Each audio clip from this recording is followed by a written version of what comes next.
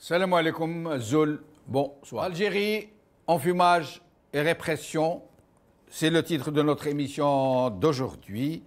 Et pour en parler, j'ai le plaisir d'avoir avec moi Ben Saïd Aïssa, journaliste, chroniqueur et poète, qui sera avec nous depuis Alger. Ben Saïd Aïssa, merci d'avoir accepté notre invitation. Vous êtes journaliste, chroniqueur et poète. Ben Saïd Aïssa, sur cette affaire Drarni. Jamel-Eddine Ben Chenouf, je suis entre consternation, colère, incompréhension. Je suis comme tout le monde. Excusez-moi, Bassaïd, de vous interrompre. Le son est très mauvais. Je vais vous laisser entre les mains de la régie pour essayer d'arranger ce problème. J'espère que le son est meilleur. Bassaïd Aïssa, est-ce que vous nous entendez? Ah oui, je vous entends. Moi, est-ce que vous m'entendez? On vous entend très bien, là.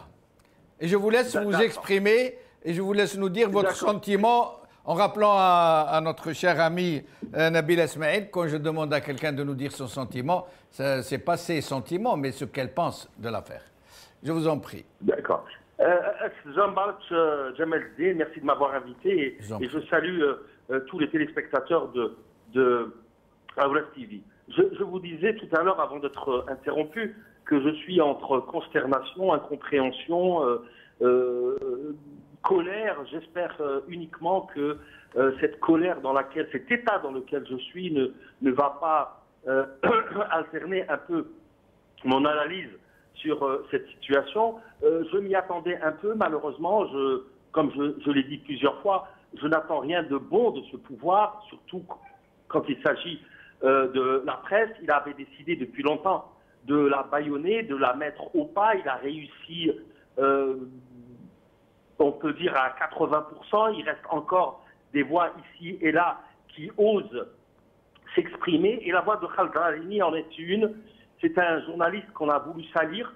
Et permettez-moi d'utiliser la plume d'Émile Zola et, pour m'exprimer et pour dire j'accuse cette justice qui est aux ordres, j'accuse aussi mes confrères, certains de mes confrères, je dirais, qui sont aux ordres de ce pouvoir, j'accuse aussi certains autres journalistes qui prétendent être libres, mais qui ont uniquement écrit, par exemple, sur leur page Facebook 3 ans, 3 points d'exclamation. C'est à travers tout ça, ces comportements qui m'ont exaspéré et qui ont poussé ma colère à son extrême. J'accuse aussi les institutions internationales qui se taisent. J'accuse. Tout à l'heure, j'ai entendu parler de la position française.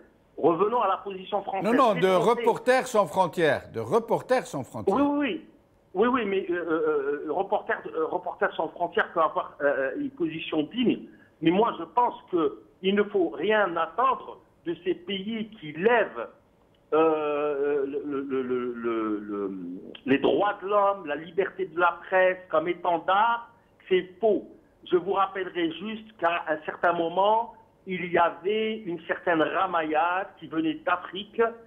Elle est arrivée en France à 21 ans, elle est devenue ministre de la République. Elle avait déclaré qu'elle ne servait à rien. Les droits de l'homme, c'est du pipeau, si je peux m'exprimer ainsi.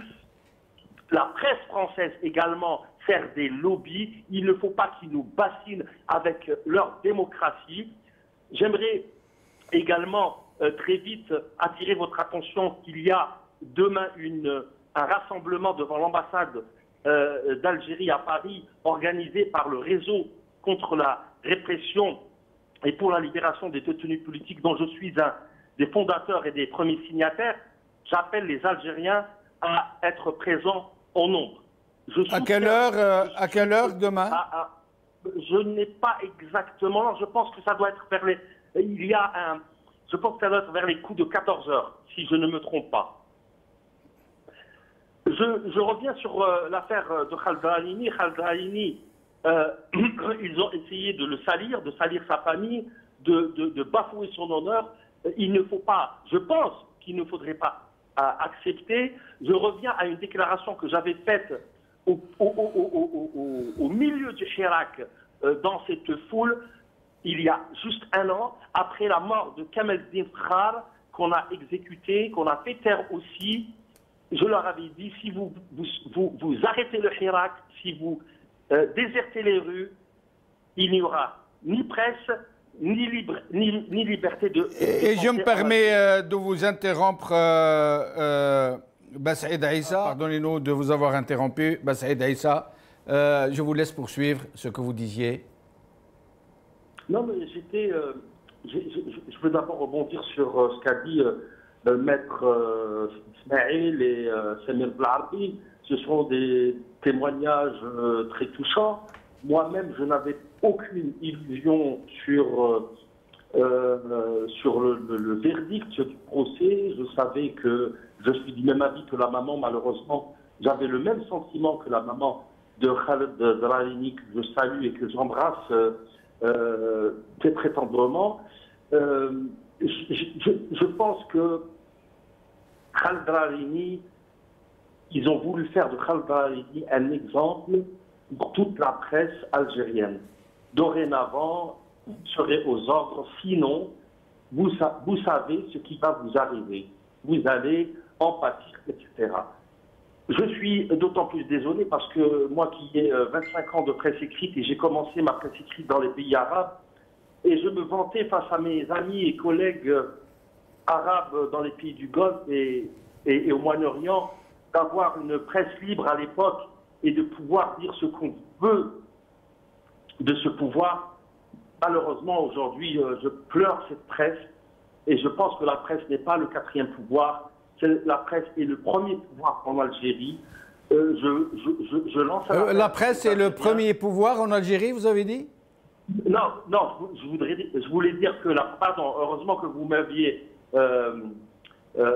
interrompu. Je voulais dire que la presse doit être le premier pouvoir dans n'importe quel pays parce que c'est elle qui guide les peuples et qui leur fait connaître leurs droits et les faire bouger, etc.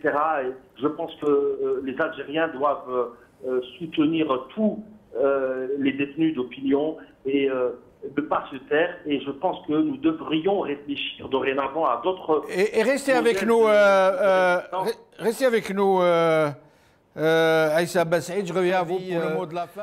À votre avis, ça va... Vous savez qu'avec la crise économique qui déboule et qui risque de faire de très très gros dégâts, on se demande comment ce régime peut-il être aussi autiste? Comment ne peut-il pas voir la situation en face? Comment ne peut pas-il évaluer la situation qu'il a lui-même créée et essayer d'aller vers une attitude un peu plus conciliante, vers une attitude un peu plus apaisante, plutôt que de provoquer la violence quasiment. C'est comme s'il voulait d'ailleurs la provoquer. Ces derniers temps, c'est le sentiment que tout le monde a. Je ne pense pas que le pouvoir algérien ira vers l'apaisement. Il faut juste se rappeler que depuis 1962, tous les pouvoirs successifs en Algérie ont été arrogants, ont eu des politiques populistes. Je pense que le pouvoir a fait des soutiens à l'étranger, c'est-à-dire de certaines grandes puissances, sinon il ne manœuvrait pas de la sorte. Je pense aussi, je l'ai dit depuis il y a un an déjà, que la répression va à crescendo et que ce pouvoir ne va et il va imposer sa loi coûte que coûte.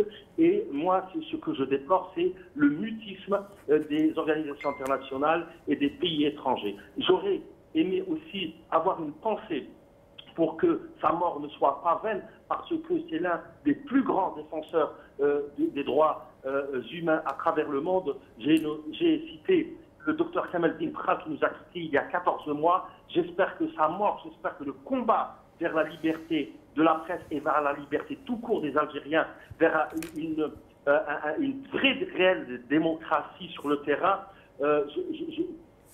j'espère que sa mort ne sera pas vaine. J'espère que les Algériens se rappelleront toujours les gens qui ont milité pour qu'ils soient libres. J'ai une pensée aussi pour un jeune ingénieur de Taman Rasset qui est passé en comparution immédiate et qui a écopé de 2 ans et on n'en a pas suffisamment parlé. J'ai une pensée à tous les jeunes qui ont essayé, tant bien que mal, de résister à ce pouvoir et qui restent debout malgré son acharnement. Merci beaucoup, Aïssa Bassaïd. Moi aussi, j'ai une pensée pour Kamal Eldin Fakhar. Rabbi Rahmou, je salue son combat. Je le connaissais, j'ai eu l'occasion d'échanger avec lui. Je sais ce qu'il vaut, ce qu'il valait, ce pourquoi il se battait. Et j'ai une pensée pour tous ceux qui croupissent en prison, dont on a oublié nombreux parmi eux, qui croupissent dans les geôles du régime depuis les années 90, qui ont été totalement occultés, oubliés, comme s'ils n'étaient pas des êtres humains, comme s'ils n'avaient pas le droit à la justice. Je rappelle qu'ils ont été jugés par des magistrats en cagoule, après avoir été très violemment torturés, qu'ils ont signé des aveux sous la torture, et plus personne ne parle pour eux. Je salue aussi la mémoire de Mohamed Tamalt, Rabbi Rahmou, qui a été piégé pour rentrer en Algérie et qui a été assassiné, c'est le mot qu'il faut utiliser, il n'y en a pas d'autre.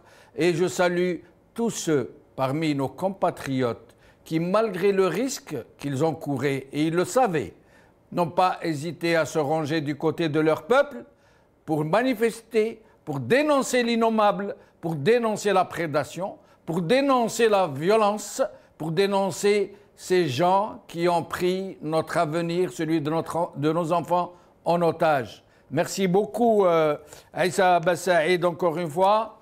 Merci à vous, chers amis, de nous avoir accompagnés tout le long de cette émission. Il faut tenir bon, il faut rester unis.